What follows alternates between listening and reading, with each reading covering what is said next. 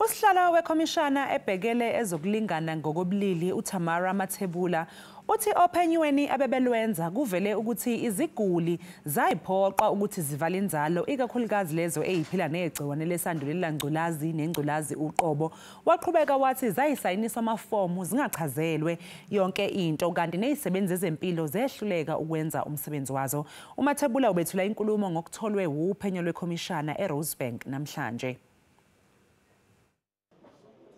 Mathebula uqeqela bezindaba amagula ngokutholwe uphenyo belenziwa weKhomishana.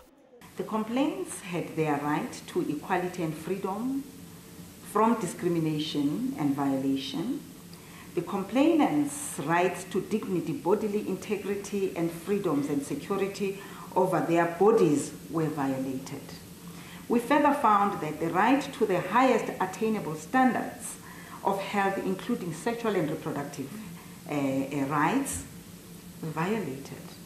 USihlalo weKhomishana ubesedalula izinto ezishaqisayo ezatshelwa isiguli esasingahambisani nokuthi zivalwe inzalo ngoba nje siphila negciwane lesandulela ngculazi. You HIV people don't ask questions when you make babies. Why are you asking questions now? You must be closed up. You must be closed up because of your HIV status. Mathebula ubaxeke kakhulu abahlengikazi wathi baba nesihluku sesabekayo bangayilandela nemigomo yokuphathwa kweziguli.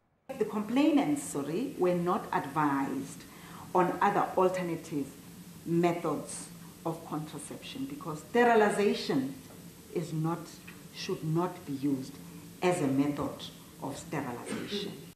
Ube esenika umnyango wezempilo umnqamlajuqu wenyanga ezintathu ukuthi ilungise lamaphutha enzeka. And my voice today is so contained, but when I want what I want, in 3 months, you will see who I am. It's not a threat, it's a warning, and I'm willing to work with the Department of Health. Isikhungo iWomen's Legal Center isona esafaka isikhalo kule Khomishana ngenxa yokuthi basebebaningi abantu besifazana abakhala ngokuthi bayaphoqwa ukuthi bavalwe inzalo futhi abanikwa nesikhathi esenele sokuthi baqondisise isinqumo abasithathayo baphinde bafunde namafomu abawanikwayo. Namhlanje iKhomishana ithe kumele lamafomu abhalwe ngazo zonke izilimi khona ezocacela wonke umuntu futhi kumele baziswe abafuna ukuvala inzalo ukuthi basengawuguqula umqondo wabo. Phakathi kwezinto ezatholwa uphenyo ukuthi kunowesifazane owavalwa inzalo engaziswanga ngoba nje kuthiwa unezingane eziningi.